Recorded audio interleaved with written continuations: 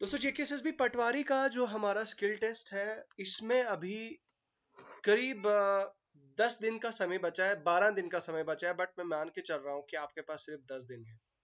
तो last 10 days की क्या स्ट्रेटेजी रहनी चाहिए, आपकी क्या स्ट्रेटेजी होनी चाहिए, किस तरह से आप ये आपका जो स्किल टेस्ट है वो कैसे पास कर सकते हैं। आज की इस वीडियो में आपको ये इन डेप्थ डिस्कशन देखने को मिलेगा। ठीक है, प्रॉपर हम स्ट्रेटेजी शेयर करेंगे, प्रॉपर स्ट्रेटेजी डिस्कस करेंगे, और इसके साथ में इन एडिशन टू इट हम थोड़ा आपके पेपर पे भी जाएंगे। पेपर का जो आपका पेपर है, पेपर क्या क्या किस तरह का पूछा जा सकता है, कैसे आएगा, वो हम उस पर भी फर्दर आगे डिस्कशंस करेंगे। इससे पहले दोस्तों कि हम अपनी डिस्कशन को आगे बढ़ाएं, मैं आपसे रिक्वेस्ट करना चाहूंगा कि आप इस वीडियो को एंड तक देखें, वीडियो को लाइक करें, शेयर करें, और इसके साथ में ही दोस्तों आपको वीडियो की डिस्क्रिप्शन में आपको हमारी टेलीग्राम चैनल का लिंक मिल जाएगा। आप हमारे टेलीग्राम चैनल को ज्वाइन करें। इन एडिशन टू इट आपको हमारी मोबाइल एप्लीकेशन का लिंक मिल जाएगा। आप हमारी मोबाइल एप्लीकेशन डाउनलोड करें, वहां पे आपको बहुत सारे फ्री कंटेंट प्लस कोर्सेज देखने को मिल जाएंगे अफोर्डेबल प्राइसेस के साथ। ठीक है, तो उसके साथ में आप वो ज्वाइन कर सकते हैं, और हमारी व्हाट्सएप चैनल भी ज्वाइन कर सकते हैं। देखो यार, जो आपका पटवारी का पेपर है, पहले स्किल टेस्ट होगा आपका, और इस स्किल टेस्ट में आपके पटवारी में टोटल मार्क्स कितने होंगे, आपके 50 मार्क्स होंगे। ठीक है, 50 मार्क्स का ये पेपर होगा, और इस 50 वाले मार्क्स के पेपर में आपके जो टाइम आपको दिया जाएगा वो 1 घंटे का समय दिया जाएगा, और उसमें आपका क्या क्या होगा वो मैं थोड़ा आपको बताता हूं। देखिए, आपको दो सेक्शन होंगे, एक होगा आपका रीडिंग सेक्शन, दूसरा होगा आपका राइटिंग सेक्शन। अब यहाँ पे आपने क्या काम करना होगा कि आपने यहाँ पे जो आपका 20 मार्क्स, यहाँ पे देखिए 20 मार्क्स आपके रीडिंग सेक्शन में होंगे, और राइटिंग सेक्शन में आपके 30 मार्क्स होंगे। ठीक है, यानी कि आपको टोटल 50 मार्क्स इसमें 50 मार्क्स का होगा।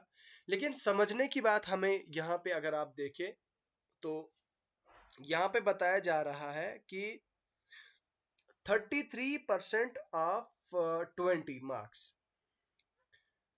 तो यहाँ पे एक देखिए क्या चीज बताई जा रही है। The candidates belonging to open merit category will be required to score at least 40% marks of overall in the said exam with at least 33% marks in both. by overall आपके 40% मार्क्स आने चाहिए आपके 50 में से। ठीक है, 50 में से, तो इसका मतलब ये हुआ कि 25% तो आपका जो आपका, 1 मिनट यहाँ पे मुझे लिखने दीजिए, मैं आपको let me just zoom it. हाँ, तो यहाँ पे आपका जो 33% है आपका,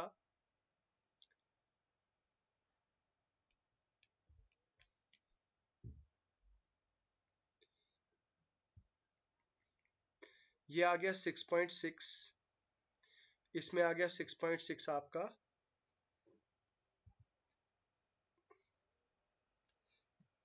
ये आ गया आपका 9.9। ठीक है, okay. So one more thing which I wanted to share over here is कि जो आपका 40% ऑफ द ओवरऑल मतलब 40% आपके आने चाहिए। तो दैट मीन्स आपके 20 आउट ऑफ 50 मार्क्स आने चाहिए, आपके जो स्किल टेस्ट है इसमें आपके आने चाहिए। इसमें टोटल इन दोनों को मिला के आपके 20 मार्क्स आने चाहिए। ठीक है, जैसे मान लीजिए हमारा यहाँ पे ये 20 मार्क्स का है रीडिंग सेक्शन, और ये हमारा राइटिंग सेक्शन 30 मार्क्स का है, तो 50 मार्क्स का टोटल हो गया। लेकिन बोला जा रहा है कि ये इसमें आपके 6.6 क्वालिफाइंग होंगे, और इसमें आपके 9.9 होंगे। ठीक है, तो यहाँ पे टोटल आपके जो टोटल रिक्वायर्ड है, आपके 20 मार्क्स आपके आने चाहिए टोटल आपके इस स्किल टेस्ट में। अब यहाँ पे अगर मैं देखूं, तो अब रीडिंग वाले सेक्शन में तो मुझे नहीं लगता कि आपको 20 में से कि 6 भी ना ले पाओ आप, क्योंकि 6.6 आपको चाहिए इसमें से पासिंग के लिए। ठीक है, 6.6 मार्क्स। अब यहाँ पे क्या चीज करनी पड़ेगी आपको, मुझे लगता है अगर आप यहाँ से 10 मार्क्स भी ले आते हैं तो that will be like sufficient, ठीक है। और यहाँ से भी आप 12 मार्क्स तक ला सकते हो इस वाले सेक्शन में, राइटिंग सेक्शन में, तो आपका काम चल जाएगा। 22 मार्क्स भी आ जाएंगे आपके 50 में से, तो बहुत हो जाएगा। क्योंकि अल्टीमेटली आपने यहाँ पे टॉप नहीं करना है, ये जस्ट क्वालिफाइंग पेपर है, आपने सिर्फ क्वालिफाई करना है, नथिंग एल्स। आपने जस्ट क्वालिफाई करना है, बस आपने कुछ और नहीं करना, ठीक है। तो आपने क्वालिफाई करना है, 20-22 नंबर आपके आ जाएंगे तो वो सफिशिएंट हो जाएगा, ठीक है। ये चीज आप याद रखिएगा, ये चीज। अब यहाँ पे बोला जा रहा है कि भाई मिनिमम आपको राइटिंग लेटर राइटिंग आपको 10 मार्क्स की आएगी, ट्रांसलेशन आपकी 10 मार्क्स की आएगी, और ऐसे आपका 100 वर्ड्स का आएगा इन ए 100 इन ए सोशल रेलिवेंस। अब पहले तो आपका लेटर का जो फॉर्मेट होता है, लेटर का फॉर्मेट उर्दू में वो क्या होना चाहिए वो पता होना चाहिए। उसके बाद एसे का जो फॉर्मेट होता है, एसे कैसे लिखना होता है, कैसे उसकी शुरुआत होती है, किस तरह से लिखना होता है, ठीक है। तो मैं यहाँ पे लिख नहीं पा रहा हूँ, but let me tell you कि मैं भी बहुत अच्छे से उर्दू पढ़ता हूँ, आई मीन लिखता भी हूँ। तो कहने का मतलब ये है कि ये चीज आपको, इन चीजों का खास खास ख्याल रखना है आपको।